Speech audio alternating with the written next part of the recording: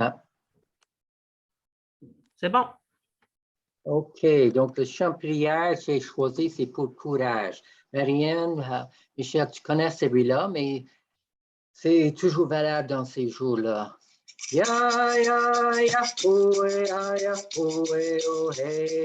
hey, oh. Ya, ya, ya, oh, hey, ya, hey, oh. Hey, oh, hey, canta, hey, oh, hey, canta.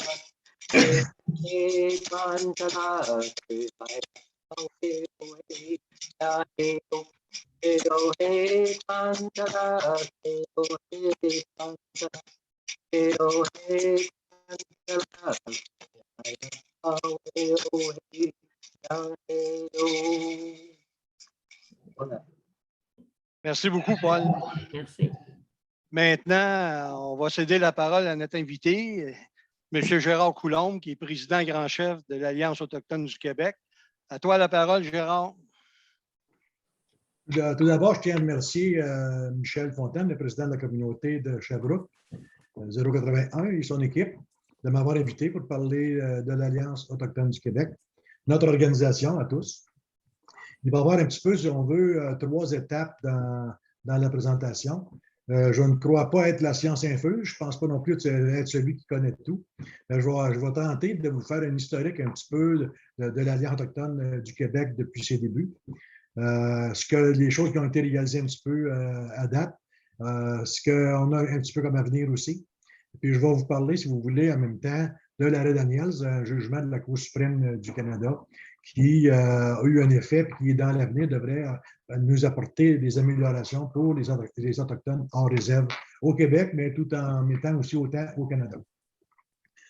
Dans la dernière étape, je vais vous parler aussi de la cause qui est entendue en mars 2021, une cause qui date depuis longtemps, puis ça fait quand même plusieurs années avant qu'on soit entendu. Je vais vous parler un petit peu de ça aussi. Comme Michel m'a parlé, il va y avoir une période de questions à la fin.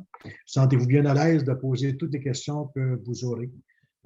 Comme j'ai dit il y a quelques instants, je ne me prends pas pour celui qui connaît tout. Je vais tenter de répondre le mieux possible aux questions.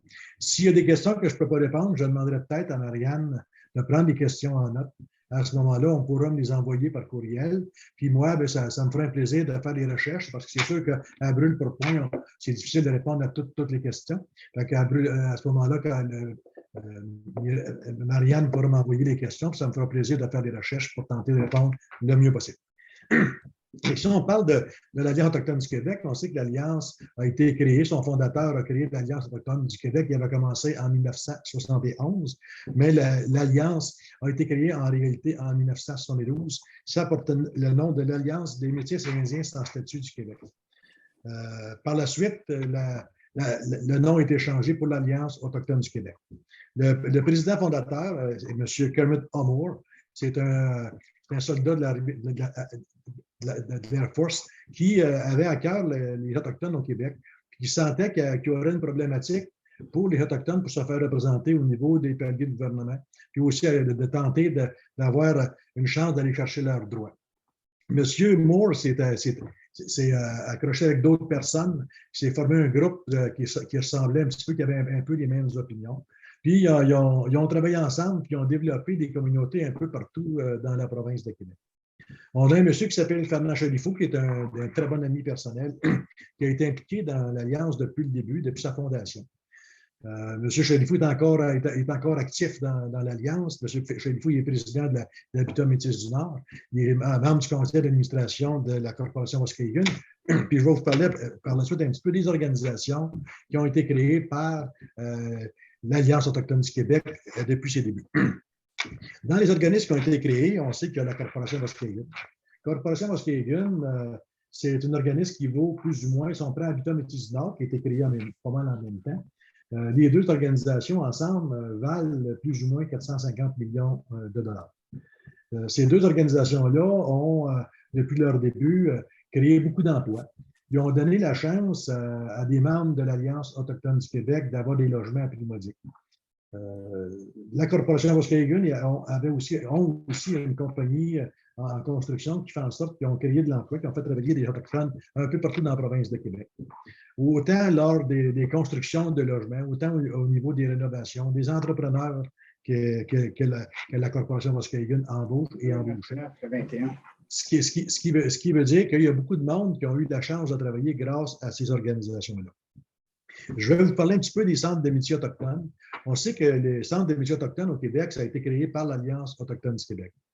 Ils ont travaillé en collaboration avec les Premières Nations, puis maintenant, dans certains cas, puis je ne veux pas déprécier personne, mais dans certains cas, les membres de l'Alliance ont certaines difficultés à avoir certains services, parce que c'est comme si ces services-là devraient, dans l'avenir, appartenir tout simplement aux Premières Nations.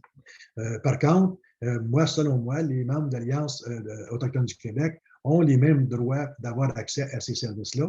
Puis, surtout si on considère que c'est l'Alliance qui avait créé cet organisme-là. On va vous parler un petit peu aussi de la Société de crédit commercial autochtone, la SOCA. Ça aussi, l'Alliance autochtone du Québec était très présente pour la création de cet organisme-là, qui est un organisme qui vient en aide aux entrepreneurs, aux gens qui veulent se partir en entreprise ou des gens qui veulent développer, faire du développement dans leur entreprise déjà existante. On sait que cette organisation-là peut, lorsqu'une personne veut se lancer en affaires, peut accompagner les membres de l'Alliance autochtone du Québec et aussi les membres des Premières Nations pour faire le montage du plan d'affaires, regarder le financement, rechercher aussi en même temps certaines subventions qui pourraient être accessibles avec d'autres paliers de gouvernement. Puis il y a une partie aussi qui peut être du financement. Donc, on peut dire au niveau de la Société de crédit commercial autochtone que ça aussi, ça aide beaucoup, ça a beaucoup aidé à des entrepreneurs à se partir dans l'affaire ou à prendre l'expansion. Le service parajudiciaire, c'est un autre service qui a été mis en place avec l'Alliance autochtone du Québec qui dessert bien sûr les membres de l'Alliance autochtone du Québec, mais aussi les membres des Premières Nations qui sont dans les réserves. Ça fait le tour. Il y en a d'autres organisations, parce que si on ferait le tour de toutes les organisations que la Corporation Muskegon a mis sur pied par après, celle d'Habitat Métis du Nord, on resterait surpris de voir toutes les choses qui ont été développées grâce à ces organisations-là. Je vais vous parler un petit peu aussi des avantages d'être membre de l'Alliance autochtone du Québec.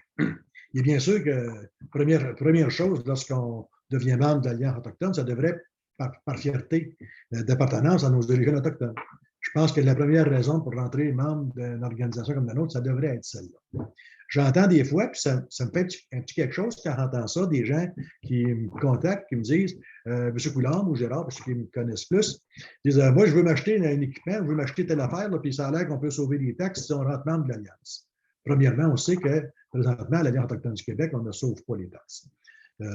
Des gens des Premières Nations, dans certains cas, avec certaines conditions, peuvent sauver les taxes sur les achats, mais au niveau présentement, les membres de l'Alliance autochtone ne peuvent pas le faire. On a aussi d'autres personnes qui ils veulent rentrer, c'est très urgent de rentrer dans l'Alliance parce qu'ils veulent avoir un logement. Et puis je les comprends, je comprends ces gens-là, ils sont dans le besoin, mais des fois, on sent que l'Alliance n'a jamais été connue par ces gens-là avant cette journée-là. Fait que ces gens-là font une demande pour avoir un logement, puis je les comprends très bien. Dans certains cas, ces mêmes personnes-là, suite au fait qu'ils ont réussi à avoir une carte, réussissent à avoir un logement, puis par la suite ne payent plus jamais leur carte de membre annuelle, quand on sait que, si on regarde le prix, le coût, un membre de moins de 65 ans, ça coûte 20 $ par année, puis une personne de 65 ans et plus, ça coûte 10 $ par année. Moi, je vais vous dire que j'ai 65 ans et plus, puis bon, 10 $, je suis très content de le payer. Puis si j'étais en moins de 65 ans, puis que je paierais 20 $, puis que j'aurais un logement, j'aurais une grande fierté de dire à tout le monde, moi, ça me coûte 20 $ par année pour être membre de l'Alliance autochtone du Québec, mais ça me permet d'avoir un logement qui me sauve, qui me fait économiser plus ou moins 3 000 $, 3 500 $ par année. Moi, personnellement, je serais très heureux de le dire, mais c'est pas tout le monde qui pense comme ça.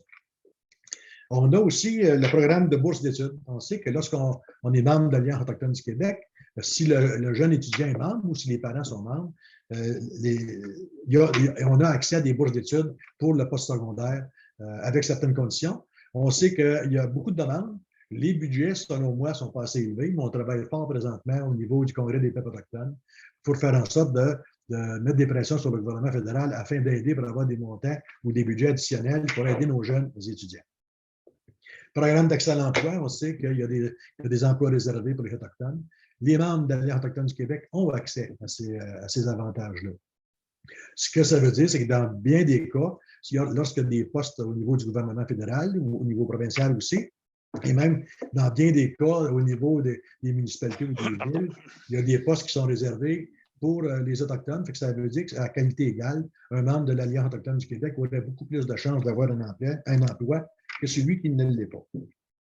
Programme d'intégration à l'emploi, c'est une autre chose aussi que nos membres ont accès.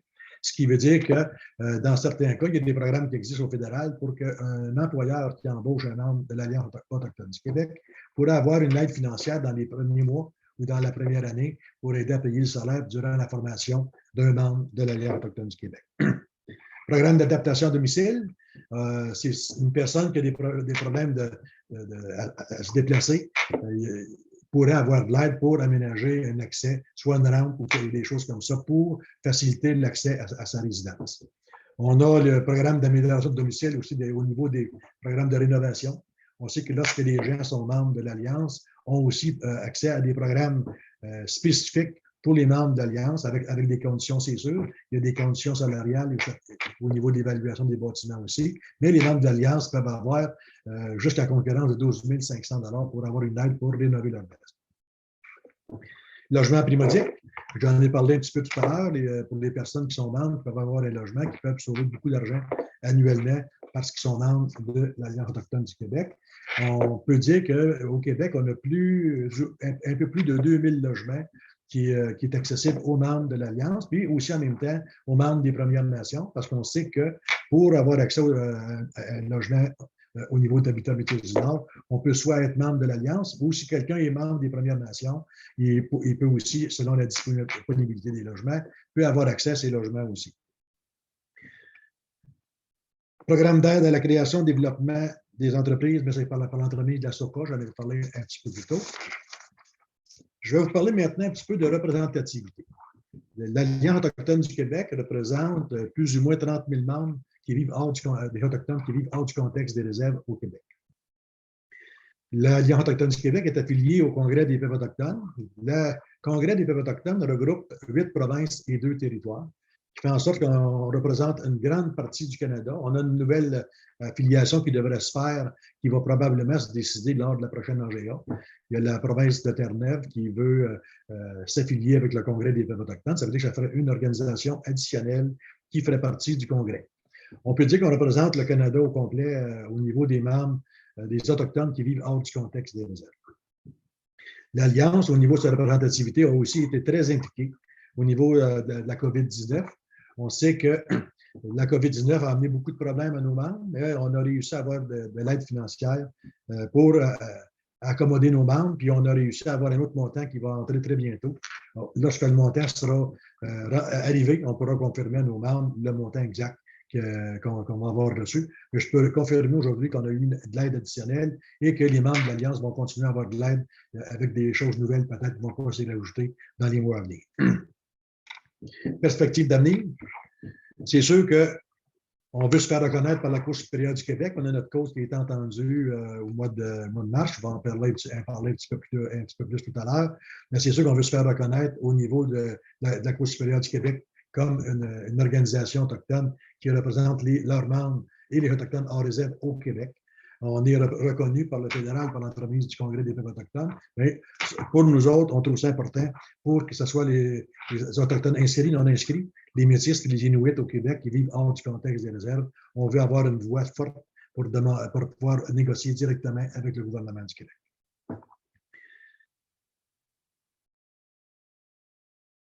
Suite à ça, lorsqu'on sera reconnu, ce qu'on veut faire, c'est de s'asseoir avec le gouvernement du Québec.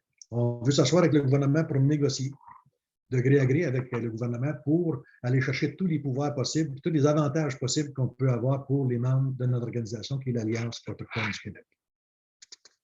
Par la suite, il serait important de mettre en place un plan de développement, un projet de développement provincial qui ferait en sorte de trouver une façon que chacune de nos communautés qui est affiliée à l'Alliance autochtone du Québec puisse avoir des programmes de création d'emplois dans chacune des régions du Québec pour faire en sorte de créer de l'emploi et de la formation pour nos membres de l'organisation de l'Alliance autochtone du Québec. Ça fait le tour un petit peu de l'historique l'historique de l'Alliance autochtone du Québec. Je pourrais en dire beaucoup plus, c'est sûr, mais notre temps est quand même limité. Puis, il y a d'autres choses auxquelles j'aimerais parler un petit peu. On va parler, si vous le voulez bien, un peu de l'arrêt Daniels. C'est une cause qui est entendue, ça a duré 17 ans. C'était une cause c'était une bataille, dans le fond, de 17 ans entre le Congrès des peuples autochtones du Québec et le gouvernement fédéral, qui s'est terminée le 14 avril 2016. Les Métis, les Indiens non inscrits, sont les Indiens visés par le paragraphe 94, en parenthèse 24, de la Constitution. Et ce que ça confirme, c'est que les membres de notre organisation, qui est l'Alliance autochtone du Québec, sont reconnus par le gouvernement fédéral. Puis, le gouvernement fédéral a une responsabilité fiduciaire envers les membres de l'Alliance autochtone du Québec. Ces choses-là ne sont pas terminées pour le moment. C'est sûr que ça va pas si vite qu'on voudrait. On sait que lorsqu'on négocie avec le gouvernement fédéral, autant qu'avec les provinces, c'est très long. Lorsqu'on est des organisations autochtones et qu'on négocie, des fois, on pourrait être porté à croire que nos gouvernements font exprès pour que ça prenne le plus de temps possible pour ne pas avoir à donner rien en attendant. Par contre, on peut dire que par l'entremise de l'accord politique qui a été signé, la dernière signature en décembre 2018, il y a des choses qui ont changé. Lorsqu'on a fait une demande dans le cadre de la COVID-19, on a fait une demande au niveau canadien par l'entremise du Congrès des peuples autochtones pour un montant d'environ plus ou moins 16 millions de dollars. Le gouvernement fédéral nous a offert 250 000 dollars pour l'ensemble du Canada. Le Congrès des peuples autochtones a pris position. Il y a une résolution qui a été prise, puis il y a des procédures qui ont été prises contre le gouvernement pour discrimination. On a une poursuite qu'on est tenté contre eux autres. Des fois, c'est la seule façon que le gouvernement fédéral bouge. Je ne dis pas tout le temps, mais dans certains cas, c'est comme ça. Fait qu'on a déposé notre poursuite par l'entremise des avocats de la Corporation du Congrès des peuples autochtones. Par la suite, il y a eu une deuxième phase. Il y a eu un montant de 72 millions additionnels qui avait été annoncé. Le Congrès des peuples autochtones, à ce moment-là, moi, je représente l'Alliance à cette table-là, le Congrès a décidé de refaire une deuxième demande. Dans la deuxième demande, ce que le Congrès disait, il disait au gouvernement fédéral, écoutez, on fait une demande, donnez-nous un montant qui est raisonnable, puis on va regarder la possibilité de retirer notre poursuite contre le gouvernement. Pas longtemps après, dans ces 72 millions-là, le Congrès des peuples autochtones a reçu une confirmation comme quoi qu'on avait 5,4 millions. Si on regarde un montant de 250 000 au début, puis on regarde 5,4 millions par la suite, ça commence à faire une différence. C'est sûr que pour nous, on ne sentait pas qu'on se faisait acheter par le gouvernement parce qu'on n'avait pas terminé. Parce qu'il faut toujours se dire une chose, autant au niveau de l'Alliance autochtone du Québec qu'au Congrès des peuples autochtones, il ne faut jamais se laisser acheter par des montants d'argent. Ça, c'est une chose, on reçoit quelque chose, on se sert de ça, puis par la suite, il faut continuer. Ce que ça a fait dans la suite, c'est qu'un petit bout de temps après, il y avait un autre budget, puis le Congrès des peuples autochtones est allé chercher un montant de 8,4 millions. Fait qu'on est rendu à 13-14 millions au lieu d'avoir 250 000. On continue notre travail, mais parce qu'on a peut-être pris des procédures au début, par la suite, on a reçu un montant de plus ou moins 13 millions. Mais je peux vous dire que présentement, sur la table, pour l'ensemble du Canada, il y a un autre 20 à 22 millions qui va être octroyé à grandeur du pays, puis que l'Alliance autochtone du Québec va recevoir un très bon montant là-dedans. Je peux dire un montant approximatif, je ne confirmerai pas le montant exact, je peux vous parler que ça va représenter plus ou moins 2 740 000. C'est un montant que l'Alliance devrait recevoir pour aider ses membres, un petit peu dans le même sens qu'on a fait depuis le début, mais on va tenter de regarder pour des choses additionnelles, de quelle façon qu'on pourrait aider encore plus. Il va y avoir aussi des modifications dans l'éligibilité. Par exemple, des cartes d'épicerie, ces choses-là, il y a des choses qui vont être changées pour améliorer la façon de travailler. L'accord politique que je vous parlais tout à l'heure, ça a été mis en place le 14 avril 2016 que ça a été signé. Je ne sais pas si les gens se rappellent, j'avais envoyé un communiqué le 14 avril 2021 qui disait qu'après 5 ans, il n'y avait pas grand changement.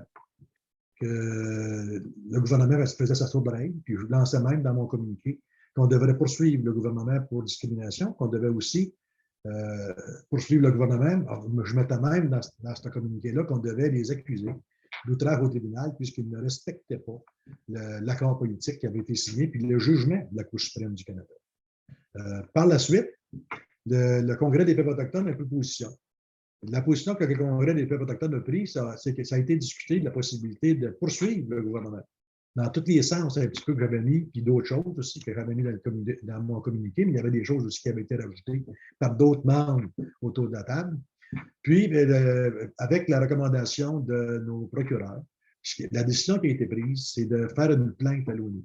Ce qui a été fait en septembre, il y a une plainte qui a été déposée à l'ONU disant que le gouvernement fédéral ne respectait pas l'entente avec l'ONU, puis qu'il nous discréditait, puis qu'il ne respectait pas le fait qu'on soit autochtone, puis qu'il ne nous invitait pas aux mêmes tables que les autres autochtones. Parce qu'on sait que, suite au jugement, à peu près dans la même date du jugement, le gouvernement fédéral a changé un petit peu sa politique pour reconnaître les groupes pour négocier. Il en reconnaît 3, puis l'autre, le Congrès, c'était le 4e. C'est comme s'il nous mettait en attente. Mais soyez assurés d'une chose, autant au niveau de l'Alliance, autant au niveau du Congrès des peuples autochtones, on n'arrêtera pas ça là. On va continuer à travailler. On va continuer à mettre des pressions. Puis, je peux vous dire que si, avec la réponse qu'on va recevoir de l'ONU, je pense bien que ça va être positif parce que l'ONU n'accepte pas la façon que le gouvernement traitait les Autochtones avant au Canada, puis il ne l'acceptera pas plus là. On peut dire aussi que dans le cadre de l'accord politique qui a été signé, on reçoit un montant, l'Alliance autochtone du Québec reçoit un montant de 150 000 $ par année pour nous aider dans certaines choses qui sont bien spécifiques. Mais c'est un montant de 150 000 $ par année qu'on reçoit pour les 5 prochaines années, cette année et les 4 prochaines années.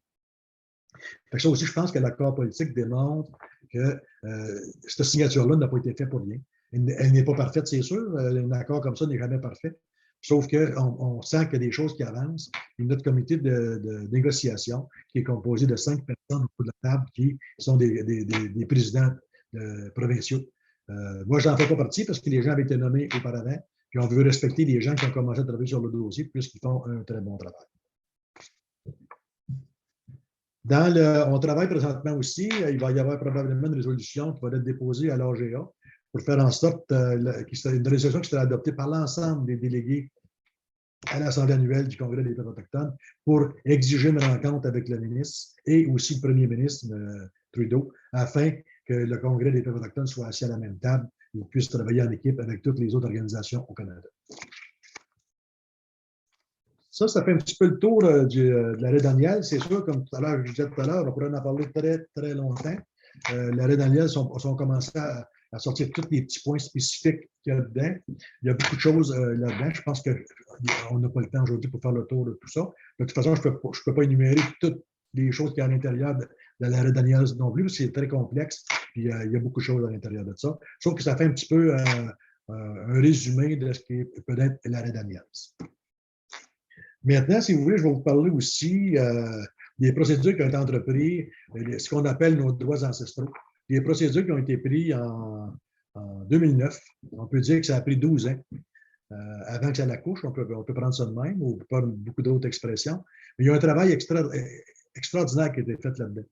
Le début, on sait qu'à l'époque, il y avait des gens qui avaient été accusés au niveau de la chasse, de la pêche, des membres de l'Alliance autochtone du Québec. Que des gens ont été pris selon les agents de conservation qui étaient illégaux. Il y a eu des procédures de prix. Par contre, le gouvernement du Québec, avec la Faune Québec, ont décidé de retirer les plaintes en attendant que les procédures se terminent. Ce qui a été fait à l'époque, il y a beaucoup de gens, des fois, qui nous appellent à l'Alliance, disent « Moi, je me suis fait prendre dans telle chose, je pensais que j'étais correct, j'aimerais avoir un avocat pour me faire défendre. » C'est sûr que l'Alliance ne peut pas défendre tous les dossiers un après l'autre, parce qu'il y aurait des avocats qui seraient à l'année juste pour ça dans toutes les régions du Québec. Sauf que ce qui a été fait à l'époque, c'est qu'ils ont pris un dossier de plusieurs personnes, qui étaient tous des gens qui n'étaient pas des mêmes régions. Il y en avait qui étaient du Lac-Saint-Jean, du Saguenay, d'autres qui étaient sur la Côte-Nord, d'autres qui étaient de plus dans la région de Maniwaki. Puis, ils ont pris des gens qui étaient un petit peu éparpillés dans la province de Québec, puis ils ont monté une cause, on peut l'appeler comme témoin, on peut l'appeler comme une cause de base pour défendre l'ensemble des membres de l'Alliance autochtone du Québec. Ce que ça a fait, c'est qu'on a eu beaucoup de représentations qui ont été faites au niveau des paliers de gouvernement. Il y a eu beaucoup aussi de travail qui a été fait au niveau de la Cour supérieure du Québec. Je dois souligner le travail de M. Fernand Chalifou, aussi dedans, comme dans beaucoup d'autres dossiers. M. Chalifou, lui, c'était une des personnes ressources qui a pu vraiment, qui était la mémoire de tout ça, qui a pu être une des personnes très importantes lors des témoignages, lors des interrogatoires, des contre-interrogatoires. M. Chalifou a été une personne très importante. L'objectif, c'était de démontrer que l'article 3.48 de la loi sur le ministère du Conseil exécutif travaillait contre les Autochtones et que c'était inconstitutionnel. Il y a eu aussi la 24.1 sur la loi sur la conservation et la mise en valeur de la faune qui portait atteinte à nos droits, à nous autres, les membres d'Alliance qui sommes des Autochtones. Il y a eu un gros travail là-dedans de représentation. Il y a le dossier qui a été monté par nos procureurs. Un travail exceptionnel qui a été fait. C'est incroyable, toutes les recherches qui ont été faites, le travail de monter le dossier, les témoignages, les interrogatoires, tout ça. Je pense qu'il y a beaucoup de personnes au niveau du Québec, membres d'Alliance ou autres, qui ont pu suivre la cour à distance par vidéoconférence. Je pense qu'il y a beaucoup. Moi, ce que j'ai entendu, c'est qu'il y a beaucoup de personnes qui ont été emballées par le travail qui a été fait et la représentation qui a été faite. Par contre, on doit aussi dire que lors des témoignages, on a pu réaliser une chose. Je ne nommerai pas de nom parce que c'est sûr que quand on nomme des noms publics, on pourrait peut-être se faire poursuivre. Mais on a une personne qui était responsable du SAA il y a plusieurs années, qui, lui dans sa tête, c'était un travail de longue haleine pour détruire les Autochtones. Ce monsieur-là faisait en sorte qu'à tous les ans, ou presque, dans les textes, on l'a vu à la Cour, ça a été démontré vraiment à la Cour, dans les textes qu'il y avait au niveau de l'Alliance autochtone du Québec et le SAA, il y avait comme un petit paragraphe ou un petit bout de paragraphe qui partait, qui disparaissait. L'année suivante, il y en a encore un petit peu qui disparaît. Cette même personne-là, c'est un monsieur qui a eu à témoigner. S'il y a des gens qui ont suivi les audiences, ils l'ont probablement entendu parler. Ce monsieur-là, il a engagé à un certain moment donné une avocate. Cette avocate-là aussi est venue témoigner à la Cour, puis on voyait que cette madame-là, ça paraissait qu'elle n'aimait pas les Autochtones. Mais cette même madame-là a été responsable de la formation des fonctionnaires au SAA. Ça veut dire que c'est cette personne-là qui avait été coachée par celui qui avait un travail de longue haleine à faire pour détruire ce qui est l'Alliance et ses membres. Ensemble, ils ont formé tous les fonctionnaires qu'il y avait là à dire non, l'Alliance autochtone, c'est pas important. L'Alliance autochtone, ils ne peuvent pas dire qu'il y a des métis au Québec. Ils ne peuvent pas dire qu'il y a des non-inscrits au Québec. Au Québec, ça n'existe pas, premièrement. Puis pour eux autres, la façon qu'ils avaient formé les fonctionnaires du gouvernement, c'était de dire un non-inscrit, c'est quelqu'un qui a fait sa demande pour être inscrit comme statué. Il n'a pas encore eu sa réponse. Alors qu'on sait très bien que ce n'est pas ça du tout. Mais même à la Cour, ils me l'ont dit que c'était comme ça. Ils ont venu présenter ça en disant que c'était ça, alors que c'est complètement faux. Nos procureurs ont eu à faire un travail assez exemplaire pour faire en sorte que ces témoignages-là soient mis de côté, tout simplement, puisque c'était des choses qui n'existaient pas. Quand on parle des experts conseils qui ont été là pour témoigner, nos experts conseils, ce n'était pas nos experts conseils, mais ceux du procureur du Québec, on voyait très bien que ces gens-là, ce n'étaient pas des experts qui déposaient un document pour informer. C'était pratiquement des plaidoiries qu'ils faisaient. À chaque fois qu'ils présentaient quelque chose, on voyait très bien que ces gens-là, il y avait un parti pris qui ne mettait pas toute l'information. On a même réalisé, à un certain moment donné, que le même spécialiste qui avait déposé des documents contre les gens du domaine du roi, puis à l'époque, qui vantait l'Alliance, qui mettait en exemple l'Alliance, mais qu'eux autres, l'Alliance avait fait telle chose. Il ne faut pas comparer parce que l'Alliance avait fait, par exemple, les logements qui avaient été mis en place pour les Autochtones. Ils mettaient en place toutes ces choses-là qui avaient été faites par l'Alliance pour dire que l'autre organisation, eux autres, ils n'avaient pas fait ces preuves-là. Mais quand ils viennent pour venir contre l'Alliance, ils ne disent plus que l'Alliance a fait ci ou ça. Ils essaient de minimiser tout le travail qui a été fait par l'Alliance. Je vais vous parler aussi un petit peu, là, je pense que je peux le nommer, c'est une personne qui a été élue de façon illégale, Mme Bédard, qui a été élue de façon illégale, qui a joué avec les procédures de tout ça en se servant des avocats, des amis avocats et tout ça, pour se faire élire de façon illégale à l'Alliance autochtone du Québec. Cette même personne-là aurait, selon nos informations, fait une déclaration pour faire avorter le procès. Faire en sorte de faire un arrêt de procédure déclarant qu'elle était contre ce genre de procédure-là. le procureur général du Québec, l'avocat, l'a même présenté à un moment donné. Ça a sorti. Nos procureurs ont reçu une copie de ça, puis elle voulait faire enlever les procureurs qui étaient en place pour en faire nommer un autre. Fait que même une personne qui avait été élue à l'Alliance autochtone du Québec a travaillé pour nuire à toute l'organisation et à tous les membres de l'Alliance autochtone du Québec. C'est assez fort quand même. Il est permis de se poser la question. C'est arrivé avant avec d'autres aussi. Qu'on parle d'un M. Carl à un certain moment donné, puis peut-être d'autres personnes après qui ont passé, qui ont tenté de faire perdre les logements, de faire en sorte que les logements soient perdus, que la corporation Waskahiga ne puisse plus en occuper ou que l'habitat Métis du Nord soit enlevé de là. Éliminer ces gens-là. Lorsqu'on a des gens qui sont des élus de l'Alliance autochtone du Québec qui travaillent dans ce sens-là, il est permis de se poser la question. Est-ce que ces gens-là avaient reçu une commande de quelqu'un? Serait-il possible, à un moment donné, qu'un palier de gouvernement aurait donné une commande à quelqu'un en disant faut, tu as un travail à faire, on donne la commande d'aller faire ça? Est-ce que la même chose avait été faite au SAO, au secrétaire aux Affaires autochtones, avec des personnes qui avaient été nommées là?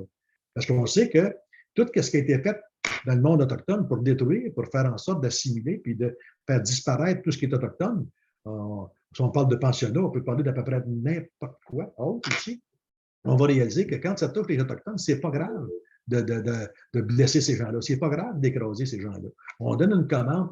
C'est pour ça que je me dis, est-ce possible qu'il y ait eu des commandes dans ce sens-là? Il faut vraiment se poser la question. On a vu aussi, à chaque fois, en 2020 et 2021, lorsqu'on était pour aller à la cour, il y avait des documentaires qui passaient à la télé.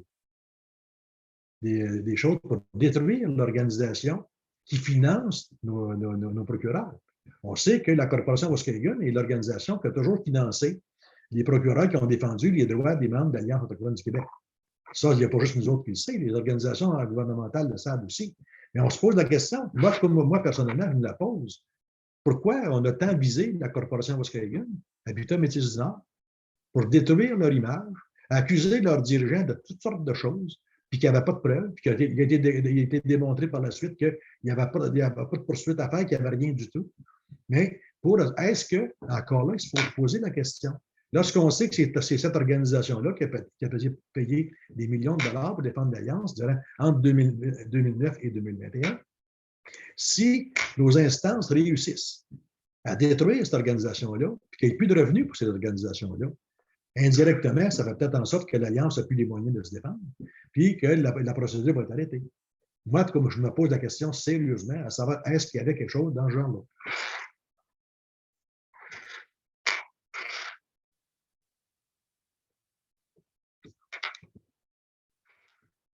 Ça va faire un petit peu le tour de cette partie-là aussi, parce que je pense qu'on va encore long pour en dire très, très long. Et moi, je veux souligner, lors des plaidoiries, tout ça, tout le travail qui a été fait par nos procureurs.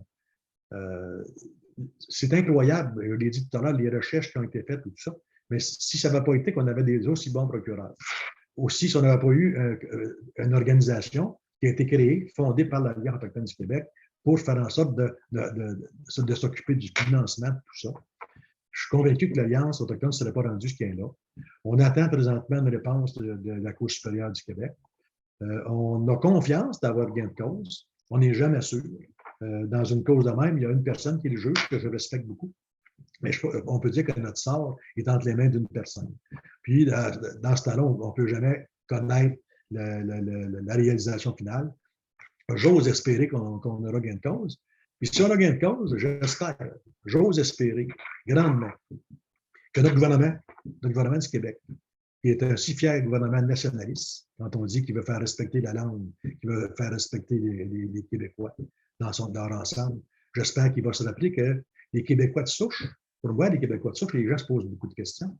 Un Québécois de souche, c'est quelqu'un qui a des origines autochtones, qui a été assimilé, qui n'est pas assimilé, mais qui a été mixé ou métissé avec des gens qui venaient de l'Europe. Puis quand on est membre de l'Alliance autochtone du Québec, on a la confirmation, on a la preuve dans nos dossiers que nos ancêtres étaient des gens des Premières Nations avec des Européens.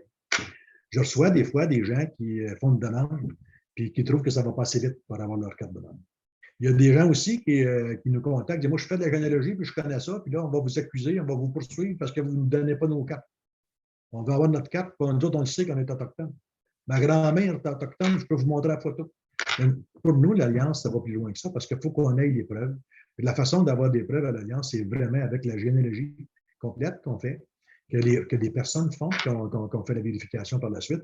Puis il ne faut jamais, jamais que l'Alliance autochtone émette des cartes sans en avoir l'assurance. On est des humains, on sait très bien qu'il peut se glisser une erreur de temps à autre. On espère que non.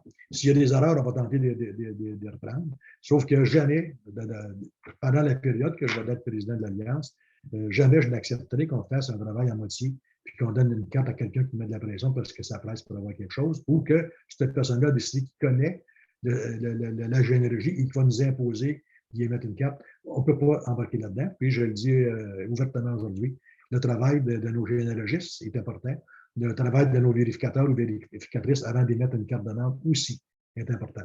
Ça se termine sur ça, la présentation. Maintenant, j'invite les gens qui ont des questions à les poser. Ça me fera plaisir de tenter d'y répondre.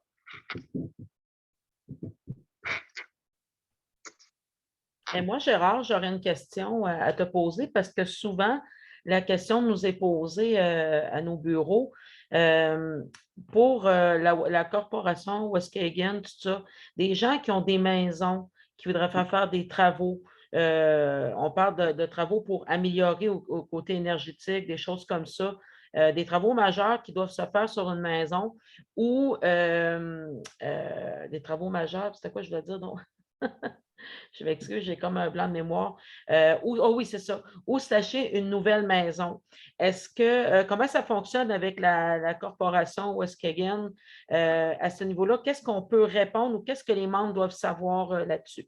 Okay. Je pense que dans un idéal, c'est de faire en sorte de donner l'information aux gens pour qu'ils puissent rejoindre la corporation Weskhagen. Je pense que ça, dans un idéal, ça serait peut-être ça. C'est sûr que les gens peuvent aller sur le site de l'Alliance autochtone du Québec pour avoir les informations sur les programmes d'aide qu'il peut y avoir. À ma connaissance, présentement, il n'y a pas, par la corporation, il n'y aurait pas de programme pour l'achat d'une première maison. Okay. Par contre, il y a des programmes pour la rénovation. C'est comme quelqu'un qui a une toiture à refaire, il y a la fenestration à changer, un problème de champ d'épuration, ces choses-là. C'est pas ouvert partout. Exemple, dans les villes où il y a des systèmes d'égouts, d'aqueduc et tout ça, il n'y a pas d'aide pour la rénovation. Pour que les gens puissent avoir de l'aide pour la rénovation, exemple, ça va être soit dans les milieux semi-urbains, où il y a de moins de 5000 habitants, ou dans les plus grands centres où il y a plus de population, ils vont dire pour que tu sois accessible, il faut que ça soit dans un secteur de la ville où il n'y a pas de système d'égout. Ils vont avoir des choses comme ça qui vont être dans des conditions. Il y a un montant aussi que je ne dévoilerai pas parce que je pourrais induire les gens en erreur. La valeur de la maison a aussi une influence à savoir si les gens peuvent être éligibles ou pas. Puis il y a le salaire annuel qui est important de connaître aussi. Mais je pense qu'encore là, la meilleure façon, c'est de donner l'information aux gens pour les envoyer directement à la corporation pour qu'ils puissent avoir l'information. Au même titre, pour les gens, des fois, on a des gens qui ont des problèmes de mobilité, qui ont besoin d'un accès, une rampe d'escalier ou ces choses-là. Mais encore là, il y a des programmes pour ça que la corporation gère pour les membres de l'Alliance. OK, merci beaucoup. Moi, Gérard, j'aurais pas une question, mais un commentaire. J'ai été chanceux, j'ai pu assister au mois de mars dernier à tout le débat juridique. Puis juste le nombre de dossiers déposés par les procureurs de l'Alliance pour attester de la vérification, de la vérité sur les faits, c'était phénoménal. Moi, dans mon travail, avant d'être à la retraite, j'ai eu à m'occuper de certains dossiers devant les tribunaux. Je n'ai jamais vu, durant toute ma carrière, un dossier préparé avec autant de soins, autant de doigté, puis autant, je pense qu'il ne plaidait pas pour nous autres, il plaidait pour lui, autant un procureur convaincu des affirmations qu'il disait. Ça, c'est important, parce que souvent, ils sont payés. Des avocats, ils sont payés pour faire un dossier, Ils en font à tonnes, puis c'est juste la paye qui compte, puis des fois, ils tournent les coins ronds. Mais concernant le dossier de l'Alliance autochtone devant la Cour supérieure, le travail qui a été fait par les procureurs, c'est gigantesque. Puis c'est dommage que, moi, j'aurais aimé ça, que l'ensemble des membres de l'Alliance, ça ne se pouvait pas, puissent assister à la fin du procès aux derniers témoins puis aux plaidoiries des parties. Ils auraient compris réellement toute la vigueur, puis comment je pourrais bien dire ça, la croyance des gens dans leur cause. Puis avec les faits, qu'est-ce que les faits sont clairs. Puis de l'autre côté, moi, je regardais le procureur du gouvernement.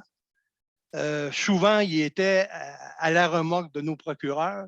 Puis, qu'est-ce qu'il essayait de faire? C'est toujours de revenir avec la loi qui a été passée au fédéral, la loi sur les sauvages, qui est après ça que ça s'est appelé la loi sur les Indiens, pour dire qu'on n'était pas conforme pour être des Autochtones parce qu'on n'avait pas tant de générations. Mais c'est une loi qui a été faite pour nous assimiler. Ce n'est pas une loi qui a été faite pour comprendre notre situation. Moi, je trouve ça fantastique, ce qui a été fait, puis une chance. Moi, je l'ai vu. J'aurais aimé ça que tout le monde le voit. Puis, en tout cas, je me croise les doigts parce que c'est une personne qui a ça entre les mains. Mais de toute façon, indépendamment de la décision, moi, je peux vous dire une chose. Ce travail-là, là, il était fait. On ne peut pas reprocher rien aux gens qui ont fait le travail. C'est un travail phénoménal, d'envergure. S'il y avait un mot pour dire plus haut que professionnel, j'essaierais de l'employer, mais je n'ai pas de qualificatif pour le dire.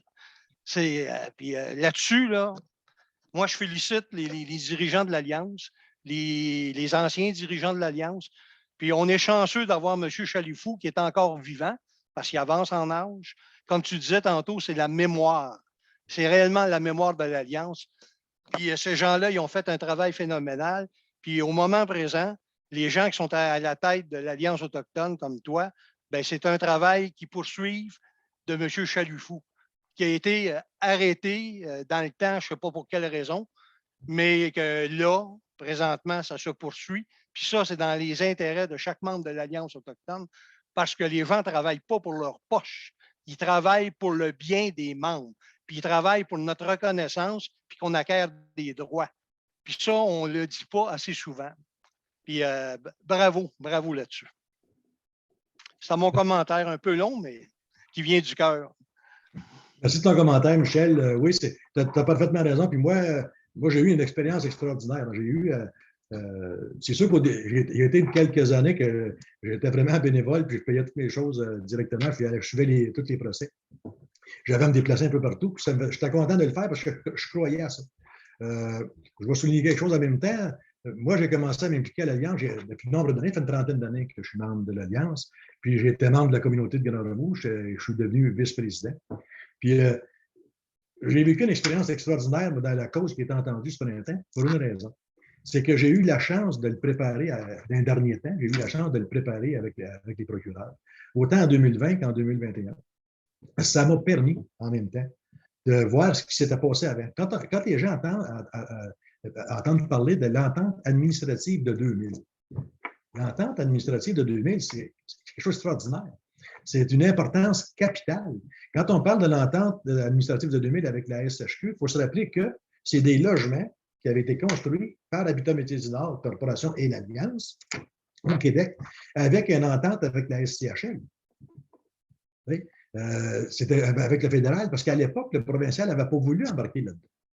Puis, c'est l'Alliance avec ses organisations, par l'entremise de M. Chalifou, encore une fois, qui ont eu la bonne idée de dire on va penser à nos membres.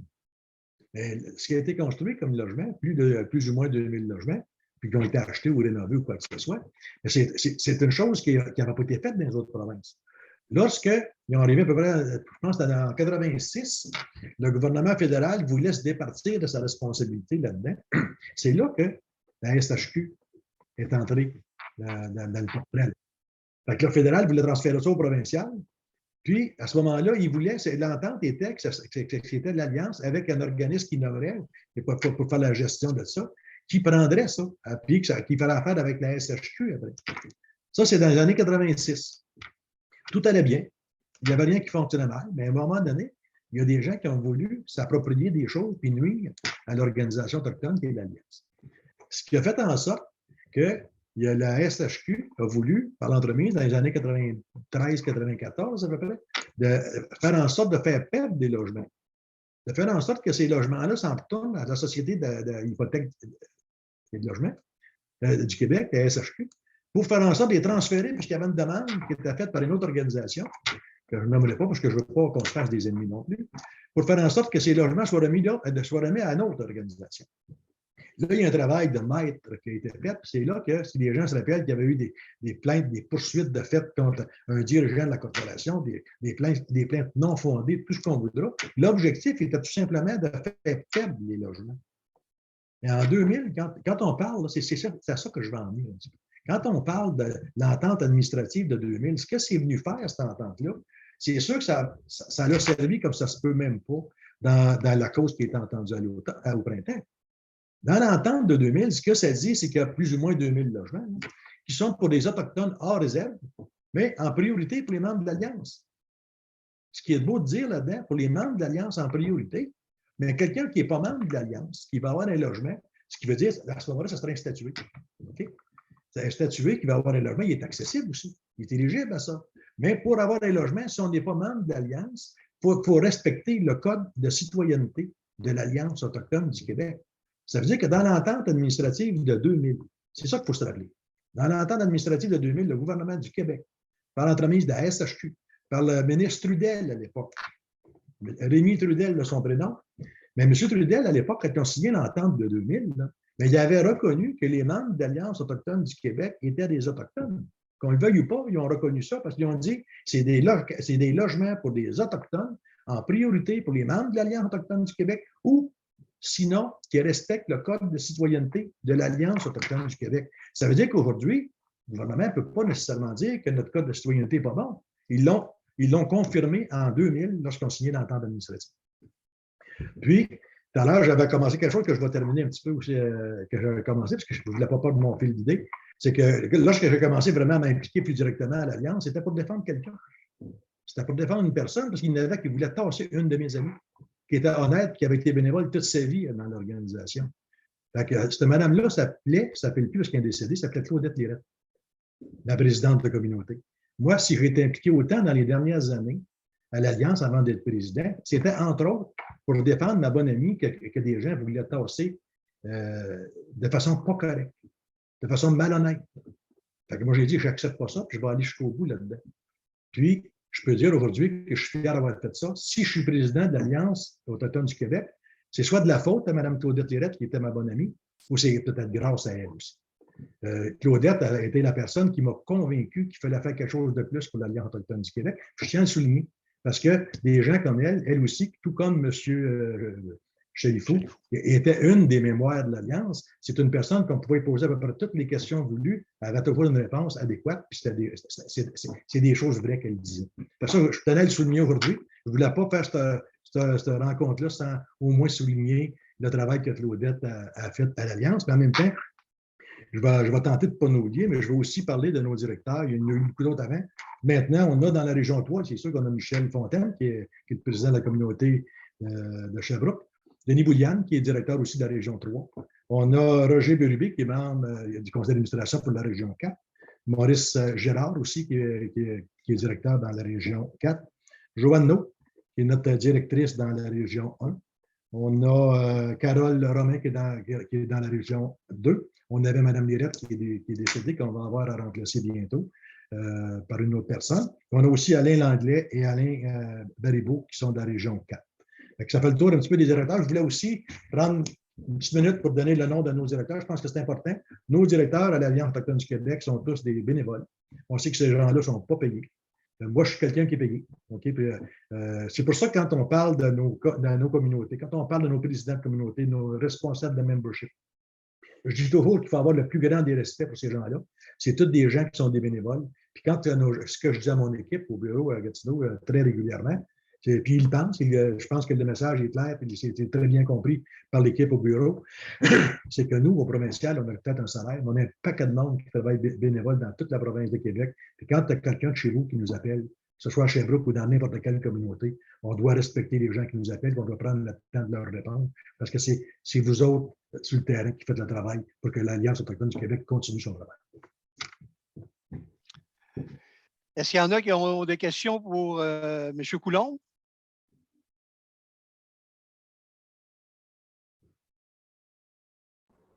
Non, mais je dois dire une chose, c'est que c'est intéressant. J'ai apprécié ce que M. Coulombe a donné comme résultat. C'est le fun d'avoir une information globale. Merci. Est-ce qu'il y a d'autres commentaires ou d'autres questions?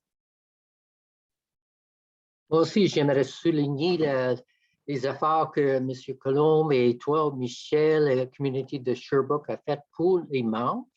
Vous savez, en tant qu'aîné sage, j'aimerais que tous les communautés commencent à choisir quelqu'un compétent pour le poste d'aîné sage et on peut travailler ensemble pour le mieux de tout le monde. Je pense que c'est la fierté que tu commences à nous installer, remplacer toute la fierté qu'on a perdue depuis des années avec les autres administrateurs. Merci encore, grand chef Coulombe, pour ça et les gens de Sherbrooke. Merci, Paul. J'aimerais peut-être dire un petit mot concernant nos sages. Je pense que c'est quelque chose qu'il va falloir qu'il soit travaillé de plus en plus. Ce serait important, un petit peu comme que je viens d'entendre, que chaque communauté ait un sage, puis que dans chaque AGA, lorsqu'on a un AGA, qu'on ait un sage de chaque région. On a tenté de l'avoir cette année. Il y a eu des choses qui se sont passées, il y a eu des imprévus qui ont fait qu'on n'a pas réussi à l'avoir. Mais ça, on pouvait à tous les ans avoir un sage de chaque région qui soit présent à l'AGA. Je pense que c'est un plus. Moi, j'ai vécu, alors que j'étais président d'élection il y a quelques années, avec Mme Neptune, j'ai vécu une situation à laquelle je devais demander conseil. Puis je voulais le faire de la façon, j'étais bien sincère dans ma démarche. J'avais reçu une candidature pour une directrice dans une région. Puis lorsque c'est rentré à la maison, parce que les documents rentraient à la maison, ça s'est glissé entre deux documents. C'était pour Mme Joanneau, puis la région 1. Puis lorsque je suis arrivé à la rencontre, en défaisant tous mes documents dans ma valise, j'ai réalisé qu'il y a une enveloppe qui n'a pas été ouverte. Là, je fais quoi? Je fais quoi avec ça? Fait que je pognais un petit peu. Fait que, on m'avait dit, quand on n'était pas sûr de quelque chose, qu'on allait voir un sage ou une sage ou le groupe de sages. Je me rappelle que Mme Neptune, mais il y avait une autre personne que je ne me rappelle pas qui était avec Mme Neptune. Donc, c'était assis dans la petite salle à côté, puis on avait regardé ça. Puis j'avais pris les recommandations de Mme Neptune, parce que l'enveloppe n'était pas ouverte, puis je voyais qu'à gauche, en haut, c'était marqué Mme Joanneau. Puis l'enveloppe n'était pas encore ouverte. J'ai dit à Mme Neptune, si vous voulez, on va l'ouvrir ensemble, on va voir si tout est correct. On avait fait ça. Elle m'avait recommandé, elle dit, M. Coulombe, vous êtes président d'élection. Il y a eu une erreur sur lycée, mais avec les tentes qu'il y avait sur l'enveloppe, on avait la date qui avait été postée, parce qu'il était en fait la date. Elle dit, vous avez toute autorité de l'accepter. Puis vous faites accepter, quand vous allez arriver de l'autre côté, faites faire une résolution comme quoi que la salle l'accepte, puis le problème va être réglé. C'est un exemple assez simple, mais c'est un exemple que lorsqu'on a des choses, plutôt qu'avoir un débat dans une salle, si on peut s'asseoir avec des sages à côté et arriver avec une suggestion. Si on arrive dans une salle avec une recommandation faite par des sages, je pense que c'est beaucoup plus facile à faire adopter par une assemblée des délégués. Absolument. Merci. Merci. Oui. Ça fait partie de nos tâches, c'est sûr. Et j'aimerais avoir un conseil des sages actif un jour. Merci, Paul. Est-ce qu'il y a d'autres commentaires ou d'autres questions pour notre invité?